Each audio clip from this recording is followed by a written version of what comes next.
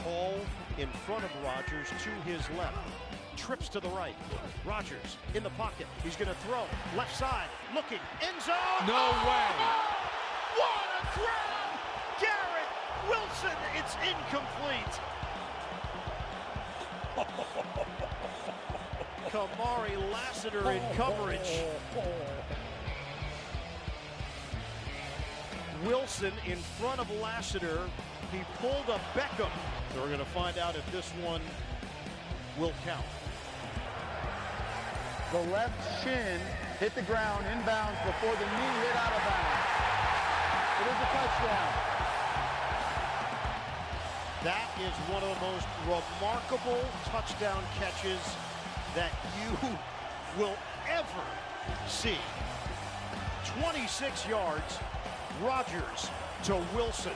Third down and 3, 3:02 to go. Jets up by 4, shotgun for Rodgers. Takes the snap, Rodgers off his back foot, throws it to the right side, a rainbow, caught by Adams, he's gonna take it all the way! Touchdown, Jets! Big play!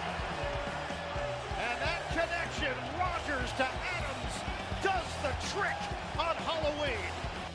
Chiefs. Look forward to the challenge of playing Tampa Bay. We know they're a good football team, very well coached. I mean, Todd does a heck of a job with that crew. Excuse me. Along with his coordinators, they're all top-notch guys, and both offensively, defensively, and special teams, they're doing well. So we look forward to that. Again, that challenge of prepping ourselves this week to get ready to play them. So on Monday night, in particular, right here at GH Field at Arrowhead. So, anyways, with that, time's yours. Yeah, I think the challenge comes more throughout the week just because you're putting new guys in different positions and ask them to go out there and execute. But once you get the work in throughout the week, I think we've done a great job of executing on game day and hitting some of those throws. I mean, obviously, it's forced guys to have bigger roles than we expected early in the season. At the same time, I feel like guys have kind of accepted the challenge, and that's why we've been able to win the games that we've been able to win. Pressure, applying pressure, and just doing my job as well.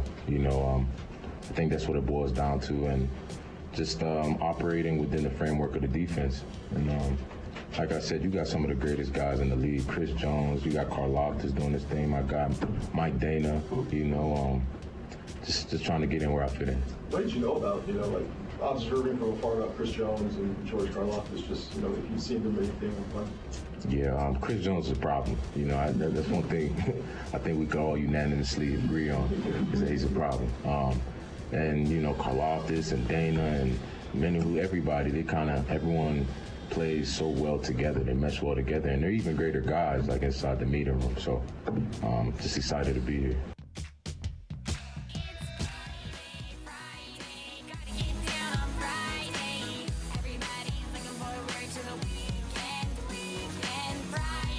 Friday then, it's Saturday, Sunday, what?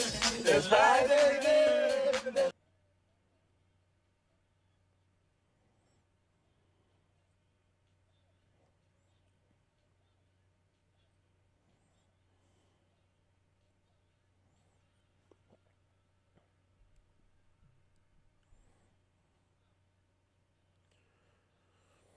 Good morning, Kansas City. This is New Day with SSJ on Sports Radio 810 WHB. New Day, new month. It's Friday, November 1st, 2024. Stephen St. John and Jake Gutierrez, thank you so much for joining us. We appreciate it. Today on the show, we'll be joined by Stan Weber in studio. We'll talk to Jeff Penner and get the weekend forecast. We have a New Day blitz/fast break. Hell, I don't know what we're doing. We'll talk to Matt Walters because K-State plays football. We'll talk to Gabe DeArmond. Mizzou's off. But they open up their basketball season on Monday against Memphis. Memphis, Tennessee. Andy Kaufman reference. Okay? Google it. I'm a winner. Memphis, Tennessee. No matter what Jared Sutton texts me, I'm not going to buy in until I watch this team a couple of times. I'm not doing it. It's plus I have no idea who's on the team right now. I mean, I do, but I know the names, but it's a complete overhaul from last year. So I literally have to watch it to figure out what the hell's going on from Mizzou basketball. So we'll see. But and we can ask him about the condition of Brady Cook, but good luck with getting an update out of Columbia about that one. And then John Kirby gets the week off because no Kansas football. So, but see, Gabe wears both hats. Right. I was thinking I probably should have bothered Greg Gurley. Maybe I'll bother him Guess this morning. what? Go ahead. Yeah. Start now. There are some guests we don't want to upset by texting too early. He's not one of them. We'll call him on the air if we want. Hey, get him on. Yeah. I'll reach out to him. Little check, See what he's doing at about. Little check in with him. 8:20. 8:15, 8:20-ish. We'll have our wine of the week. We'll talk to Pete Sweeney from Arrowhead Pride. Dion Clisso will give us a high school playoff preview. Good God. What? Just when I opened the text messages to text Gurley. Some of the last text? Yes. Yes. And then Tim Grunhard will be with us. Doesn't say in studio. Oh, yeah, he's in studio. Okay. This week. Because I know there's several weeks that he's not. Next week, so when I see that, he will not. He will be here this week. Oh, it does say in studio. Okay. I knew he told me there's a couple of weeks coming up. So yeah, no, he'll be here this week. He's good for this week, and then the 9th, he'll be at the command center, whatever that means. Also last night, Mark Feinsand from MLB.com was tweeting out a little bit of news here and there.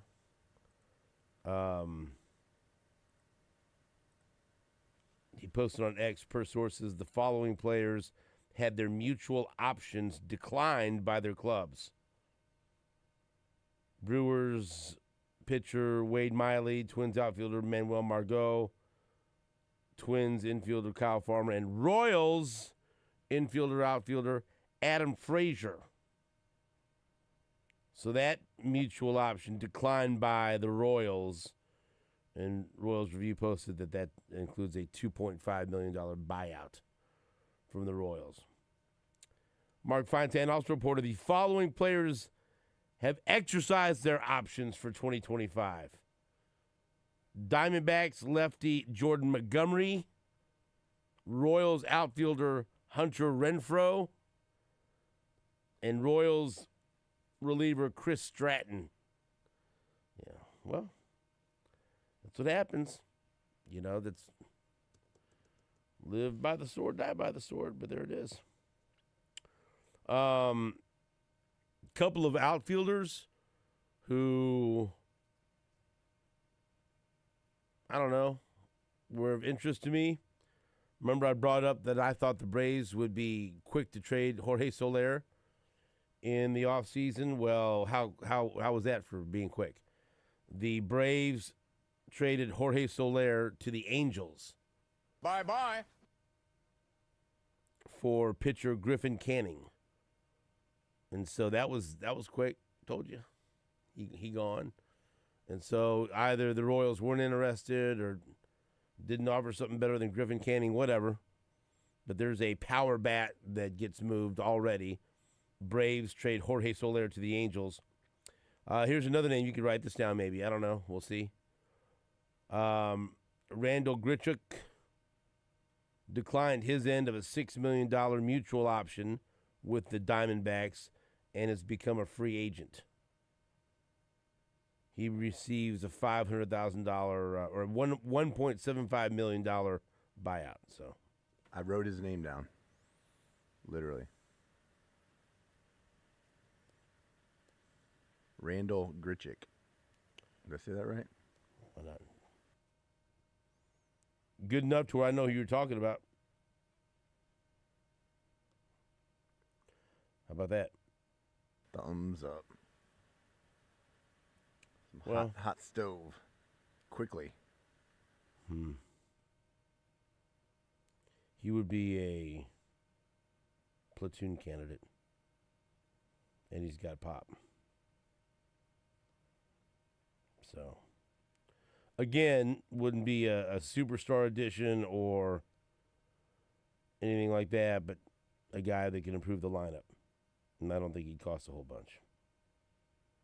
Any interest? Sure. I take your word. I don't know a whole lot about Randall Grichuk. If you say he's going to improve the lineup. Well, here's what I can tell you. Pops. Looking for a platoon candidate against lefties last year in 184 plate appearances, 163 at bats. He hit .319 with a .386 on base and a .528 slug with 14 doubles, a triple, 6 homers, and 32 ribbies against lefties. And so I can tell you that I'd like to see him in the Royals lineup against lefties. Solid. Well, that's all. That's all I got for you. I mean, and overall, he had a 875 OPS. Go check out that. Yes. Some 5s and 6s. 12 homers in 254 bats. Yeah. So, yep. A roll guy. And like I said, I don't think he costs a lot. Randall so we're trying to figure Grichuk. out. Yeah. Write it down for future reference. That's all I'm saying. And did we get in contact with the winners of the auction we did yesterday for our mother's scholarship fund and HDF? We did. All right, so they're good? They're good. Nobody backed out? Nope. Nobody pulled the old bait and switch or the shell game or nothing like that? Nope. We're good. Troy here later today and working it out with Steve. Thanks to both those gentlemen. Our guy, Dan from Georgia, who won 2 of the items, is mailing the check today, and he's actually going to be in town over the weekend. Very nice. Because he has a kid at KU. And so I think we're going to meet. How about this? We're going to meet for a drink down at the President Hotel. Very nice. The official hotel of New Day with SSJ. That's right. And I'm going to bring him the Vinny Pasquantino bat and the Nick Bolton jersey. So very nice. That's a nice little 1-2 punch you got there, huh?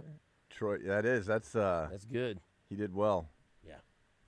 He did someone's going to be happy Christmas morning, or maybe he will be. Maybe he's just going to be happy Saturday morning. Stuffing his own stocking. What? Maybe. Odd way to put it, but I follow. I get it. Well, we heard the tale of Jake trying to force a square peg to a round hole and betting Jets money line all season long 8 weeks. Until finally he had enough after a 2-6 start. He said, "Screw this! Now I'm going to start betting against the Jets." Yeah.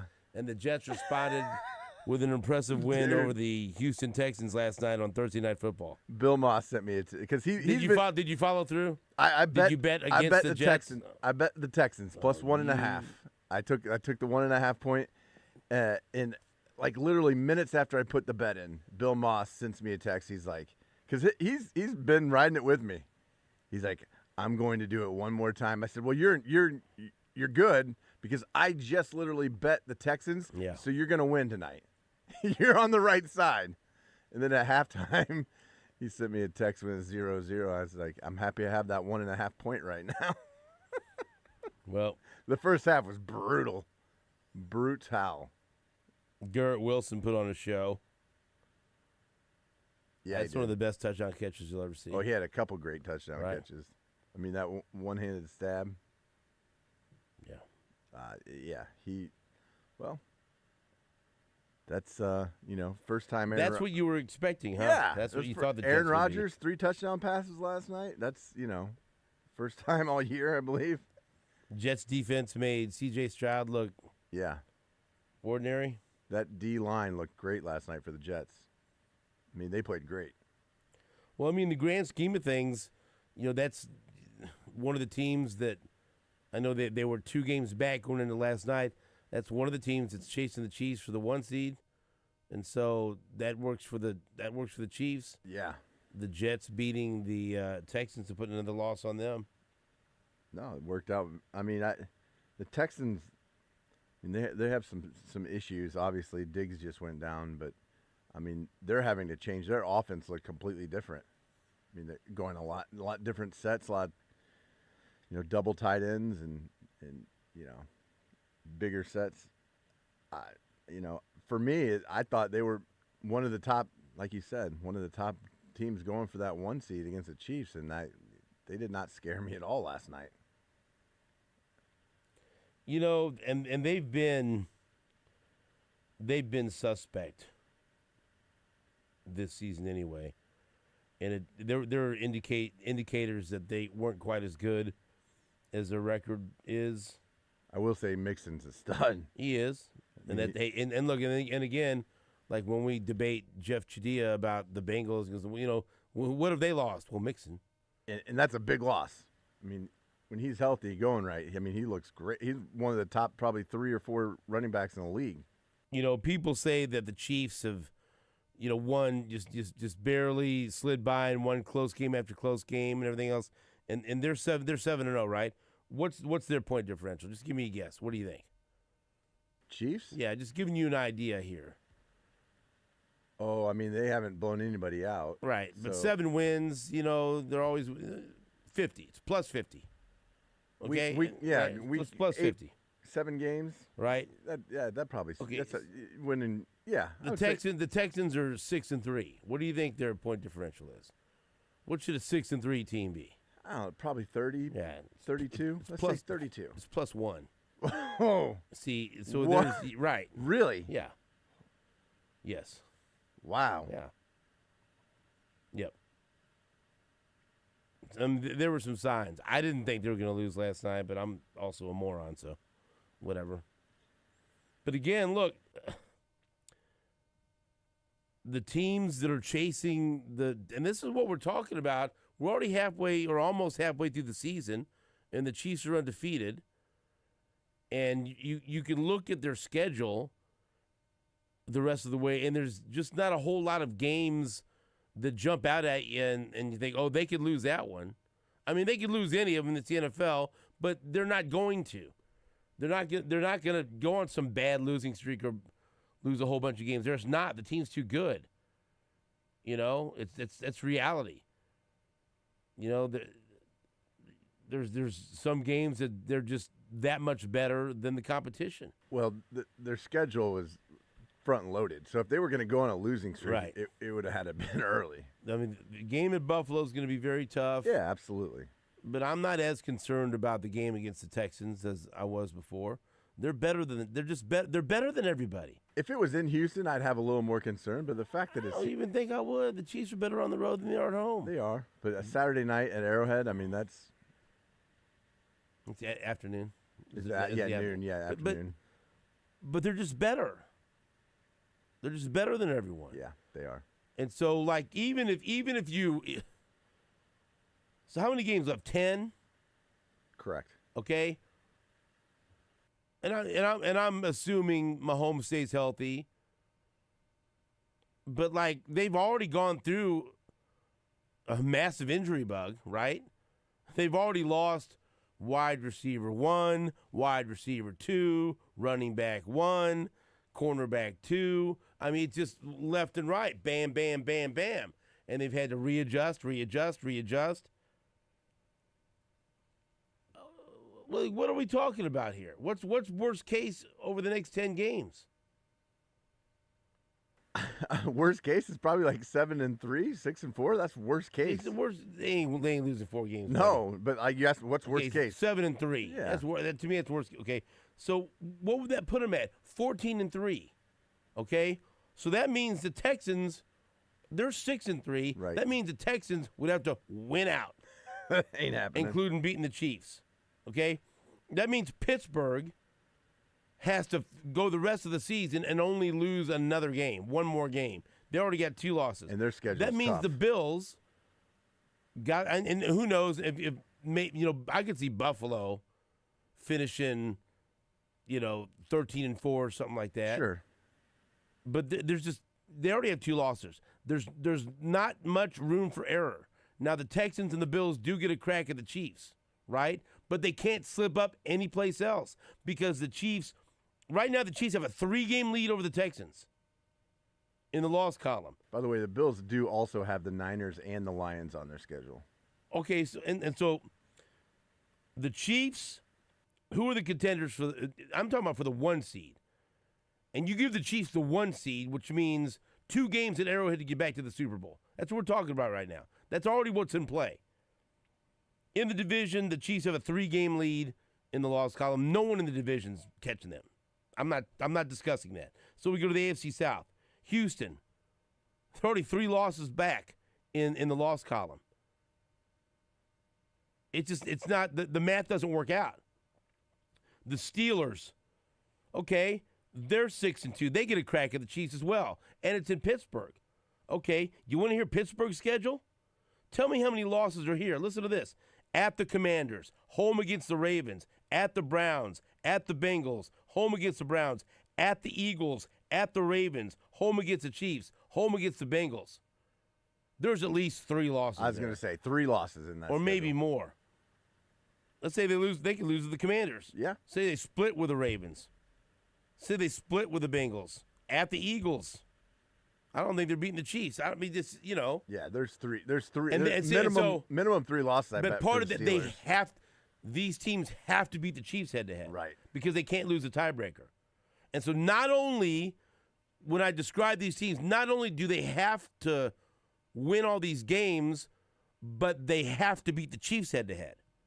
Because then, if you lose to the Chiefs head to head, you're in the Ravens' boat.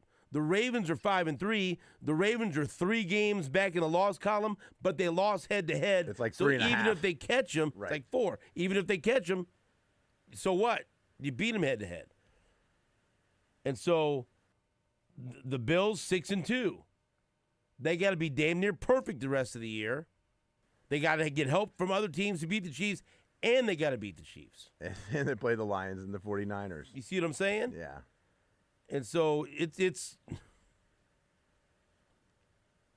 so the Bills, the Steelers, the Texans all get a crack at the Chiefs. And those are the top 3. And that's it. That's all you're talking about. So if for any of these teams to catch the Chiefs for the 1 seed, they got to beat the Chiefs head to head. They can't slip up anyplace else, and they got to hope other teams beat the Chiefs as well. Good luck.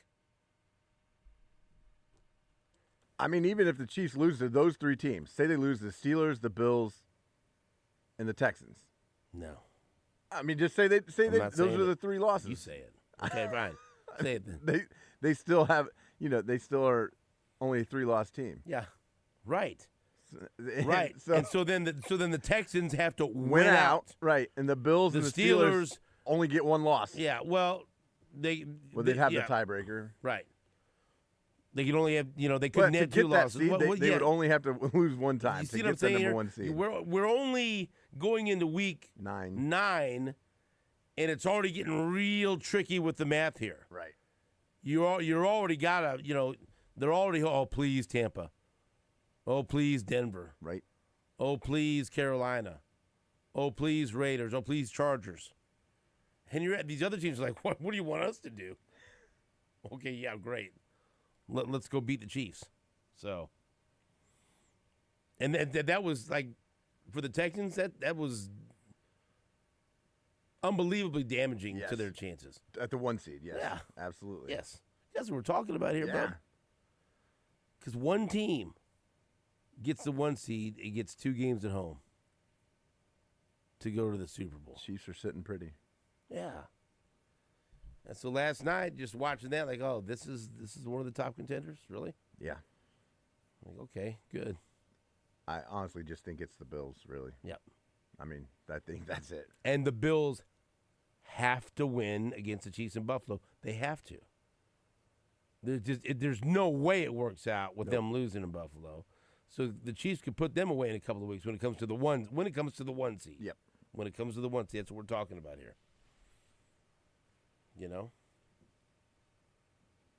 I like watching football when it's the Chiefs and the rest of the NFL. Yep.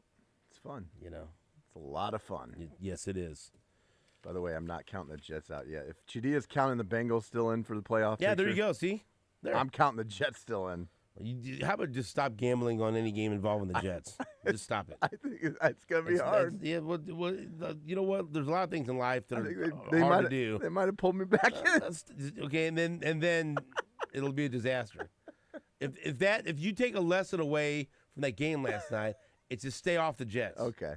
Because what are you gonna do? Like, how do you work this out in your head now? It's hard. Yeah, you can't. Move to the Colts. I'm not. Move to Joe Flacco. Right. Maybe that's but it's just like it's too unpredictable, and you can't really base on who they play because it's like they lose the teams they shouldn't lose to. Now they beat a team they should. Just stop. Walk away from the Jets while you still can. We'll take a break. Back into this on WHB.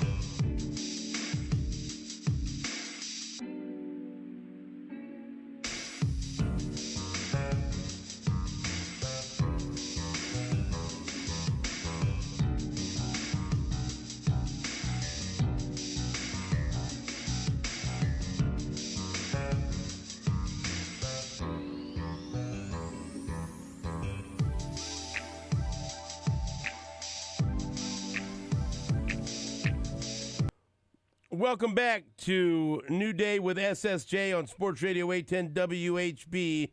New day, new month. It's November 1st. As Jake points out, my birthday month, so start celebrating now all the way up until November 30th. Can you believe it? I sure can't. We have Stan Weber in studio. Good morning, Stan. How are you? I am doing great, Stephen. Good morning. You were hot for teacher, weren't you? Hot for teacher. Yeah. Oh, is that the song that's on? Yes. Van Halen. Got to try to think about that. And your wife a teacher? Oh, That was yeah, my okay. point. See? I thought you thought I was a No. when I was a student. Teacher. I was trying to think back a long time ago. I was just thinking, was I like, hot for a wait a teacher? minute. Is Stan's wife not a teacher? Did I just mess that up? Yeah. I was thinking about being a student. Stan, you're the definition of being hot for teacher. That's it. Yes, I am very hot for teacher. There you go. I did.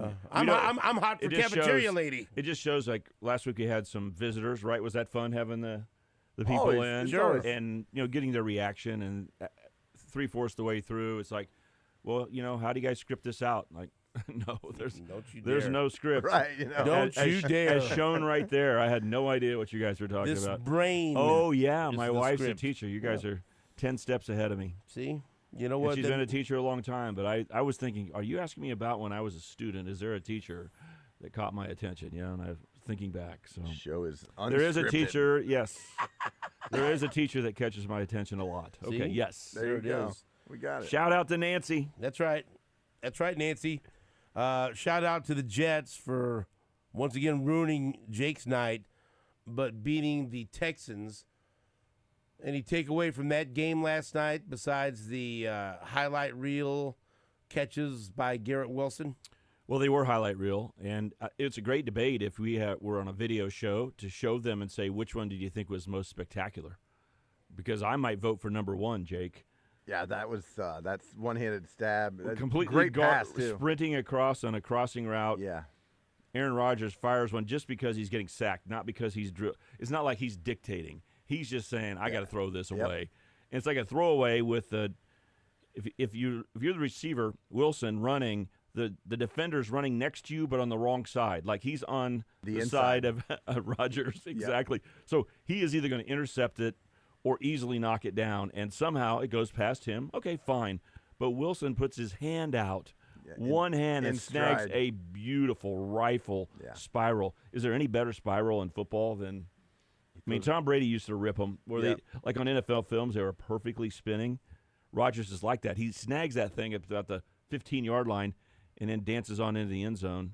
So that one, it's a great debate of which one. But the takeaway from the game where – Thursday night football is a struggle. For some reason, if it's not Thanksgiving or some feature-type situation, these players are not ready to play on Thursday nights.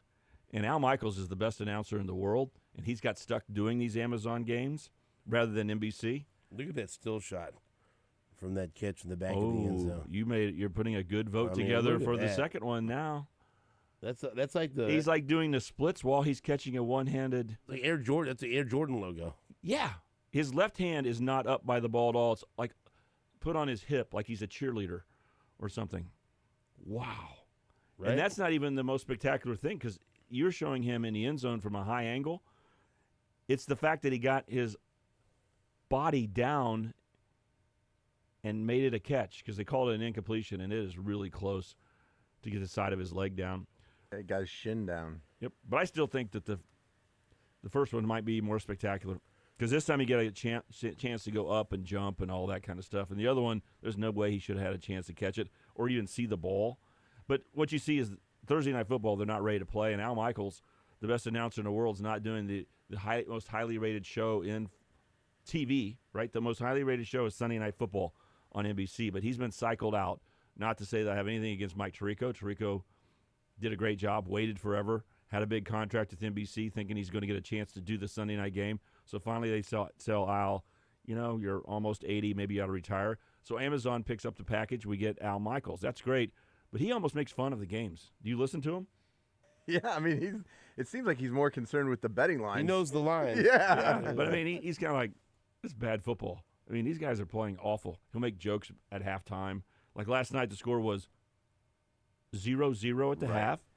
And the only reason why it wasn't 7-0 is the Jets, who rarely ever get a touchdown, by the way, have a little reverse where the guy drops the ball just before he gets to the goal line, and it rolls out of bounds for a touchback. It was a great play call. Great play call. No one around him. He could have taken 2 more steps and spiked it, but no, he puts the ball on his hip over there and drops it short of the goal line. And I do think it's worth going over the rule for everybody. Can we do that? Sure. And that was the running back, rookie Corley. So if you drop the ball and it's called a touchdown, so the officials have said touchdown and the game is stopped, and now you go to replay, and they go, uh-oh, he dropped the ball before the goal line. Let's assume he did it on first down, okay? He dropped the ball before he got to the goal line. What are the rules? If the ball rolls into the end zone and out the back or the side, it goes out of bounds. It's thought of as a fumble on replay, and the opponent gets the football at the 20-yard line. It's a touchback. That's what happened on this one. If the ball lays in the end zone and no one goes around it because they say it's a touchdown and they don't care about grabbing it, then the play would have ended and the Jets would have got the ball back at the half-yard line. They said that's where the fumble occurred, and we have no further action to go off of. If a Jet player would have ran over there like a lineman and say, hey, I want to spike the ball, hey, rookie, I'm grabbing the ball for you and taking it over, he would have officially recovered the fumble for a touchdown. His fantasy points would have been his touchdown, not the running back. Wow. And if a defender runs over there and happens to just casually pick it up, it's considered a fumble recovery. So there are all kinds of options in play, and you have to look at the replays. And Amazon Prime has a big show, don't they, Jake? Yeah. What do we mean when we say big show? It means there's cameras all over the field. They have, probably 30-plus cameras on that game. And yet we had to go to commercial because they couldn't find one where they saw where the ball went. It's wild. It was like a CBS noon game with the Panthers playing, okay? Because Al Michaels is going like, yeah, we're going to see what happens here. We're going to see what happens. And finally goes, well, I guess it doesn't matter. We're going to go to break. For context, those games have about 7 or 8 cameras on them. And everyone's got a job, right? I mean, it's not to follow the football. Some people go to a crowd shot after a play. Other people follow a hero shot, it's called, right? And follow the running back. So there's the one on Aaron Rodgers, right? Yep. Those are ISOs, so they have like an ISO. They'll have an ISO on the quarterback, so isolate the quarterback. They'll have the ISO on the guy who scored the touchdown, maybe ISO on the opposite coach or D coordinator, or they the guy that they call the dead guy, the guy who got burnt, whoever got beat for the play. So everyone's got assignments. They're not there to watch the football. So the producer's just ripping through and the director are trying to find it. They have to go to break because it's good to go to break while the review's going on. But instead of showing us, which would have been obviously one of the most important plays to show on replay, they show it 4 times, but they don't see where the ball goes. Finally, when they come back from break, they have an angle from the other end zone that shows the ball rolling slowly toward the back of the end zone. And if it would have stopped 6 inches before where it landed, and it stopped, it would have been the Jets' ball at the half-yard line. But it rolled one more time over and was sitting on the white. Touchback. It's wild. And Jake's bet was looking a lot better at that point. The Texans scored first. Yeah. It looked like the Texans had control of the game. But you guys figured it out. I was listening on the way in. You basically said the Chiefs – this is the time of year where I normally say Chiefs are going to win the division, but you basically said – Chiefs are the number 1 seed in the AFC. I mean, it's going to be very difficult for anyone to catch them. It just is. No, it's not radical to call it. Yeah. I mean, all these teams that are in contention have a head-to-head matchup with them, but I just like Pittsburgh's schedule. They're going to have like 6 losses, I think. Plus, how good of football teams they are. Right. Buffalo, I think, is the only team that you could at least squint your eyes and find a way for them to do it, because the only team, the Chiefs play at Buffalo, so you could, because you're really within, they're 2 games behind in a loss column, right? But if they beat the Chiefs head to head, right, that's right. The tiebreaker goes their way, and that we know that they're good enough to put together runs, and their division isn't very good, right? So Tua's back. Right. Well, Miami isn't going to lose again. Oh, wait a second. They lost to Arizona at home with Tua. Right. No, I think it's crazy that you could call this, but the odds have got to be 75% or above that the Chiefs are going to be the number 1 seed. I mean, the math probably wouldn't allow you to do that, but just it's not unreasonable to call it. They are undefeated, and they're the best team. And they've beaten some of the real challenges. The schedule was front-loaded. I'm telling you. And these other teams already have, everyone has at least 2 losses. Right, and Houston just got their third because they're in an easy division. It's going to take an easy division to pad your record. And that ain't Pittsburgh, so that's Buffalo. Pittsburgh's just really hard. Right. And Pittsburgh's got some, but hey, and I do think of the other teams, I think Buffalo's the best team. Like the Ravens have their moments, like their ceiling is very high, but their floor, like when they don't play well, they lose to Jameis Winston, So and they have 3 losses. Right. And I know Baltimore beat Buffalo head-to-head, and so Buffalo's not perfect. But So the current odds for number 1 seed in the AFC, the Chiefs are minus 340. The Bills are plus 550. Oh, wow. The Houston Texans are plus 1,600. That's over for them. The Ravens are plus 2,000. The Steelers are plus 2,500. And what that means is those are all based off a $100 bet. So to win $100, you'd have to put $340 down on the Chiefs. That's the minus side. Does that equal 75%? Because I did it a whole different way. I don't know what percentage that equals. I mean, But they you are. got to put. I mean, they are significantly. You got to put 300 down to win 100. Right, and then you would only have to put 100 down to win 550 if the Bills won it. So, They're in great shape. It was front loaded. Does not matter at all. It's about getting there and winning that Super Bowl, right? I mean, that's what it's about. Setting history. Turning it upside down. The last time a team won a championship 3 years in a row was pre-Super Bowl into Super Bowl Green Bay Packers. They won Super Bowl 1 and 2, and they won the NFL championship the year before, but they didn't have to play an AFL team to earn that. But in Super Bowl era, never. And especially this year, when you consider that they're hoping Hollywood Brown can come back, they've got so many players that are trying to battle back from injury. Well, Rasheed Rice is available because he didn't get suspended. Yeah. Oh, wait a second. That bye week is super important. Oh, yeah. Especially, and it's always important, but especially for the Chiefs, because I think, they think Hollywood Brown could come back. Amenihue and Pacheco are going to come back before then, I think. But getting that extra bye week, and especially, we saw when Travis Kelce took that week off before the playoffs last year, how that rejuvenated him. Is Andy Reid good after buys? Pretty good. Pretty good, Stan. But I think for this team and this personnel and the situations they're in, the way they're utilizing Kareem Hunt as an absolute workhorse right now. And Pacheco will be back. Right. But just getting that extra week would be huge, especially for this team. Let me add to that point on a whole different direction, okay? You know why I think it's so important? Not only do you get 2 home games after that, but Arrowhead's not the mecca where, Derek Thomas and Schottenheimer never lost, okay?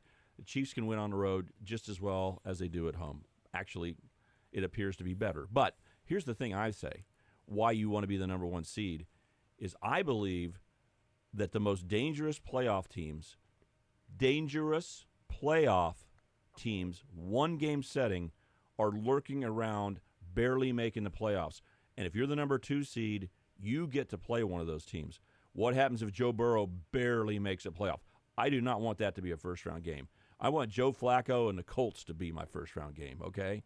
Or even better, Richardson and the Colts. You see what I'm saying? Yeah. There's some team. What happens if Aaron Rodgers, if Jake continues to bet against the Jets? What happens if Rodgers goes on a winning streak? They have an easy schedule, don't they? And he will if I do. Okay? Yeah, their schedule is not – it's a good – The Jets don't scare you now, but just think about the receivers, and if Aaron Rodgers had a chance to play in a playoff game, could he possibly light it up one time? You would rather take on the Colts or the Broncos than a team like the Bengals or the Jets because of the quarterbacks, absolutely, in the playoffs. Right, that's what I'm saying, that those teams there's some teams that aren't that great that are going to be the last seed, 7 seed, and they are going to be so dangerous to go beat the 2 seed. Watch out, Baltimore Ravens. How about if the Cincinnati Bengals go to Baltimore for the first game? Yeah, anything like that, sure. So your points are well taken, but I'm saying for the competition on the field, forget the rest part of it. This year, some really dangerous teams are going to barely make the playoffs or not make the playoffs. Let me ask you this: I actually had this discussion a couple of days ago with somebody. You mentioned the Schottenheimer and Derek Thomas led teams that were so good at home versus on the road. Do you think any of that is, and this is, I guess, more of a philosophy, when a team is led by their defense, it's a defense, more of a defensive team, great defenses benefit more from home field advantage and from crowd noise. And when you got a team, emotion and crowd noise. Right. Because offense, you can't play with emotion. Right. And so when you got a team that's more led by your defense, like the 90s Chiefs were, that's why we're better at home than on the road, and they benefit more from that. And maybe, I'm not saying this offense is bad or anything, but because this defense is so good, maybe they're a little bit better. They could be a little bit better at home. Like the Chiefs, what were they last year? I mean, their defense was good, but it really didn't start to come on until they didn't stuff the run until this right, year. Right. This is an elite defense. Absolutely. I say best in the league. Right. I said it 4 weeks ago. So I think, and that's part of it, when you're a better defense, you're a better team. But also, the crowd comes more into play when you've got an elite defense. Chiefs home last year 5-4, away 6-2. Yeah. Yeah. Well, I think there's a couple of things. Yes, it helps. Crowd noise, emotion are a big part of it. The athletes today have played in more tough environments throughout their time. You know, being in a shotgun, they've all learned how to work out of the shotgun in big-time high school games, big-time college games, and in the NFL. So they can function more easily. The kids don't get nervous as much as they do. If you go back 30 years ago and talk to athletes, they would be so fired up a day before the game, Steven. And the day of the game, you probably don't even want to talk to some of the players. They'd be so fired up. These kids now, they play AAU basketball, play 3 games a day. They forget the loss. They're back on their phone, playing video games, talking to their friends.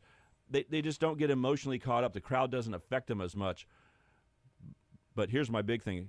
Does this music say we got a break, or is this – oh, I can take my cues. We can talk about this in a little bit. We're coming back. We got a whole hour with Stan coming up right here on Sports Radio 810 WHB.